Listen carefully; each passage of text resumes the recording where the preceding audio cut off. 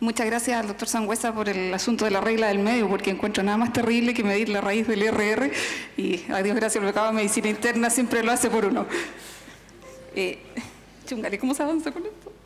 Ya. Agradezco también al doctor Miranda por permitirle dar una visión un poco distinta. Yo pienso que en pancreatitis aguda van quedando pocas controversias y lo que va quedando más bien es que aceptemos que van quedando pocas controversias. Así que vamos al grano respecto de estos puntos. Respecto al rol de los marcadores de severidad, la verdad es que hay muchos scores y nosotros podemos enloquecer tratando de calcular el Apache, el BISAP. Yo tiendo a recomendar el BISAP porque es bastante más simple de calcular, pero ninguno de estos scores, ni los clínicos ni los radiológicos, es mucho mejor que el otro.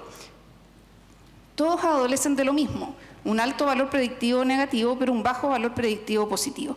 Y esto se debe a que la pancreatitis aguda es una enfermedad que ha ido mejorando su pronóstico. Actualmente la mortalidad de la pancreatitis aguda es de alrededor del 2% y es una enfermedad donde hemos ido aprendiendo que lo que tenemos que hacer es hacer poco y esperar más.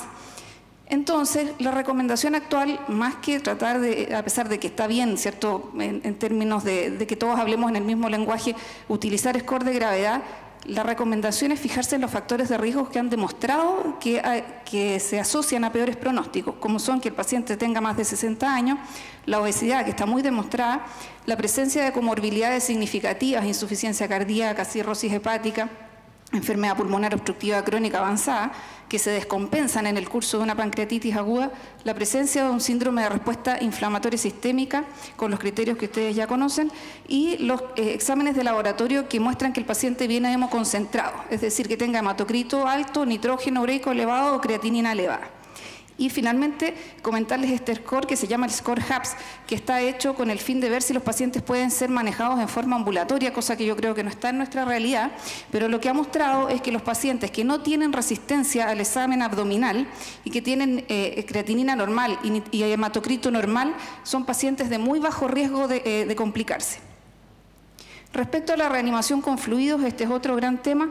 Está bastante claro que reanimar a los pacientes con fluidos es beneficioso en las primeras horas, corrige el estatus hemodinámico, evita la necrosis del páncreas y también se ha visto, ¿cierto?, que si uno subreanima o sobrereanima, el paciente tiene peor pronóstico. Entonces, ¿qué es lo que se recomienda actualmente? Utilizar cristaloides en todos los pacientes, porque todos los pacientes vienen en algún grado deshidratados, porque están con vómitos, ¿cierto?, sin ingesta, sudoroso, y entonces se sugiere utilizar cristaloides, idealmente Ringer lactato, en todos los pacientes, excepto aquellos que tengan hipercalcemia, ¿cierto?, a razón de 250 ml hora o esa fórmula que está ahí, 5 a 10 ml por kilo por hora en las primeras 6 a 12 horas. Y es muy importante ir reevaluando esta cosa en forma permanente. Y se ha visto también, ¿cierto?, que después de las primeras 24 horas ya es bastante poco lo que se obtiene de seguir volemizando a los enfermos. Si el paciente llega hipotenso, por supuesto vamos a utilizar un bolo de fluidos, como hacemos siempre en el caso que el paciente llegue hipotenso deshidratado. Así que utilizar fluidos, pero en las primeras horas de oro, que son las 6 a 12 horas, y en general no más allá de las primeras 24 horas. Respecto a la alimentación enteral, recordar que los pacientes que tienen cuadros leves, que son la mayoría, en general se pueden realimentar por vía oral sin problemas, que podemos esperar la tolerancia oral hasta 2-3 días sin conflictos, porque eso tampoco va a complicar el pronóstico. Ya la doctora Papapietro me ayudó aquí, está bastante aceptado que la sonda nasogástrica es equivalente a la sonda nasoyeyunal. Y cuando vamos a utilizar alimentación por sonda en aquellos pacientes que estén más graves. En los pacientes que están más leves esperamos la tolerancia oral. Y bueno, recordar que no hay que sepultar la alimentación parenteral y debemos utilizar y pensar en alimentación parenteral complementaria toda vez que no logremos alcanzar los aportes o que el paciente no lo tolere. Y para eso podemos darnos hasta una semana de plazo. Y finalmente también suplementar glutamina en aquellos pacientes que van a recibir alimentación parenteral, ya que esto mejora el pronóstico. Respecto al uso de antibióticos, esta controversia cada vez es menos controversia. Los antibióticos están indicados como terapéuticos y no como profilácticos. Se utilizan en colangitis, infección de la necrosis, en focos extrapancreáticos o cuando el paciente se presenta grave con imagen de shock séptico. Los estudios de metaanálisis muestran que los antibióticos profilácticos no mejoran el pronóstico.